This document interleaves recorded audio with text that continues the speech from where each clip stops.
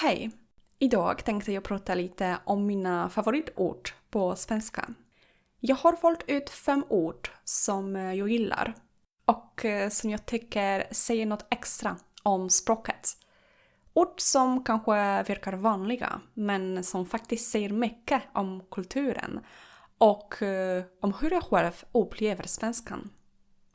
Det finns så många fina ord som lagom, ficka, bra. Det var faktiskt svårt att välja. Det första ordet har jag redan sagt.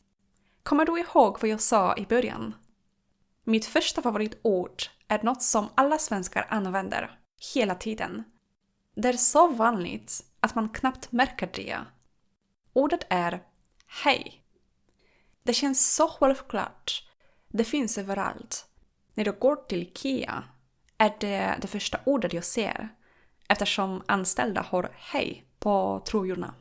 Man säger det till alla, både till de man känner och till de man inte alls känner. Men om jag frågar någon om de mest populära orden på svenska eller om deras favoritord finns hej aldrig på listan. För mig är det ett jättevackert ord, jättesvenskt, och det funkar i alla situationer. Vi kan säga att det är universellt. Hej kan sägas till vem som helst. Det finns inget behov av att differentiera formerna efter ålder eller status. Det är kulturneutralt. Svenskar värdesätter jämlikhet och direkthet. Hej speglar dessa värderingar eftersom det inte skapar distans. Om du vill avsluta en konversation och även istället för att säga hej då, som jag också gillar, kan du bara säga hej. Ibland säger jag det 2 eller 3 gånger. Tror du att det är för mycket? Att säga hej minst 2 gånger är ganska vanligt. Jag hittade ett citat som visar det.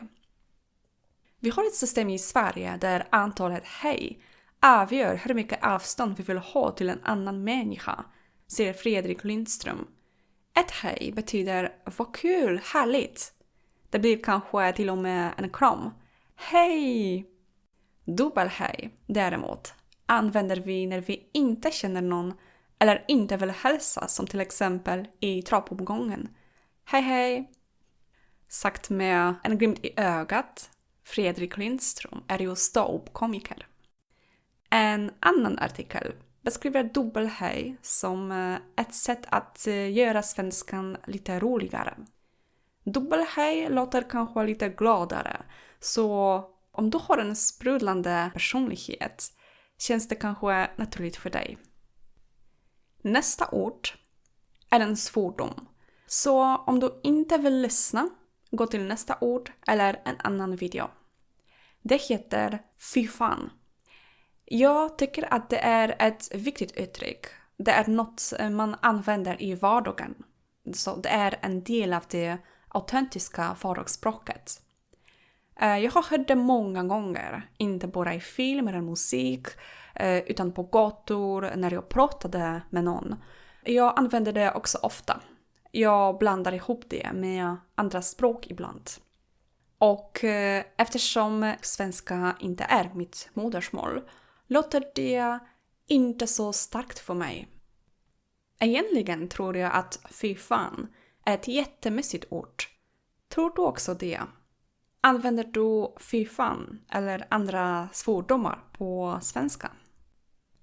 Tredje ordet är, jag har precis sagt det, mysigt. Det är ett sätt att vara, en känsla och en stämning. När svenskar säger att något är mysigt menar de mysiga givande ljus eller en sänglampa, en varm filt, te och en bok en vinterkväll. Eller en lugn kväll med familj eller vänner. Mysig är en del av den svenska kulturen. I Sverige är mys, alltså verb myser, en ritual, ett sätt att överleva de långa, mörka månaderna. Det handlar inte bara om platsen, utan om känslan av komfort, lugn, gemenskap. Och det kan ta många former, som till exempel fredagsmys med tacos och film med familjen. Att myssa i soffan en regnig kväll. Eller att ta på sig myskläder och bara slappna av hemma. Finns det motsvarigheter på andra språk? Det är just det som gör mysig så svårt att översätta. Det sitter mer i känslan än i orden. Det rymmer en specifikt skandinavisk känsla av komfort, närhet och avkoppling, djupt inbäddat i kulturen. Men det finns ungefärliga motsvarigheter på andra språk. Mysig påminner mig om tyska gemütlich. Gemütlich är en nästan perfekt motsvarighet. Det betyder något mysigt, avkopplande, välkomnande. Det används i liknande sammanhang som mysig. Till exempel i skenet av givande ljus, filt, värme. I Tyskland finns också uttrycket Gemütlichkeit som liksom mys beskriver hela atmosfären. I andra språk tror jag inte att det finns ett ord för det. Man kanske behöver beskriva vad man menar, hur det känns. Kanske har jag fel. Så säg gärna till om du har ett ord på ditt språk. Eller om du känner till ett ord som funkar som mysig i andra språk. På engelska finns ingen exakt motsvarighet. Men cozy är närmast i betydelse. Alltså mysig, varm, bekväm. Men cozy har inte samma sociokulturella konnotationer som mysig. På spanska saknas ett ord, men det finns närliggande acogedor eller acogedora. Mysig, välkomnande, varm, platser eller atmosfär. Komodo, alltså bekväm, behaglig, mer fysisk komfort. Och intimo, alltså intim, nära. Ofta i samband med relationer. Men spanskan har ingen exakt kulturell motsvarighet. På polska finns inte heller någon bokstavlig motsvarighet, men przytulny är den närmaste betydelsen. Det hänvisar till platser eller atmosfär.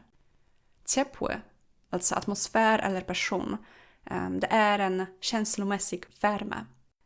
Eller domowy, alltså hemtrevligt, i ett specifikt sammanhang. På polska finns inte ett separat ord som täcker hela spektrumet av musik. Särskilt det som är relaterat till kvällsavkoppling, ljus, social komfort. Nummer 4. Jag gillar ordet tack jättemycket. Jag avslutar gärna mina poddavsnitt med det. Vad jag mest gillar är hur det uttalas.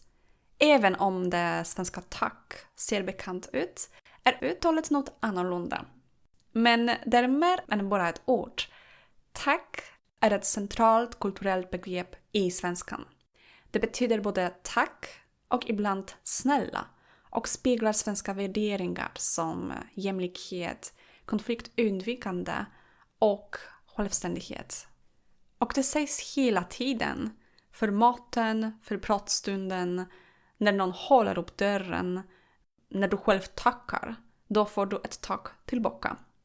Och det roliga är att tack ofta räcker helt själv, utan några tillägg. Man behöver inte säga tack så mycket varje gång. Ibland säger man bara ett kort och lite mumlat tack. Och det räcker. En språkforskare skrev att tack fungerar som ett socialt kvitto. Det visar att vi förstått vad som hände, men också att vi inte är skyldiga varandra något mer. Den frekventa användningen av tack bidrar alltså till att upprätthålla social balans och undvika känslan av tacksamhetsskuld. Svenskarna har ett ord för en plats som ger dig frid, glädje och nostalgi. Det är dags för mitt absolut favoritord. Smultronställe. I överförd mening är det en dold personlig plats som ger lycka, frid eller nostalgi. Det kan vara en stuga i skogen, en bänk vid sjön eller en plats från din barndom. Den behöver inte vara vacker. Det räcker med att den är din. Har du ditt smultronställe? Jag har mitt. Men jag vill inte prata om det. Det var mina favoritord på svenska. I alla fall idag. Jag har säkert fler. Men de här säger något om hur jag ser på språket. Har du egna ord som känns extra svenska för dig? Jag tycker det är otroligt spännande med ord och språk. Särskilt sådana saker som de mest intressanta orden i ett språk. De roligaste eller mest vanliga uttrycken. Årets nya ord. Eller varför vissa ord måste uppfinnas i ett språk men inte i ett annat. Så om du vill lyssna på fler avsnitt som det här förbereder jag gärna fler. Glöm inte att skicka in ditt favoritord. För idag var det allt. Tack. Ha det så bra. Hej då!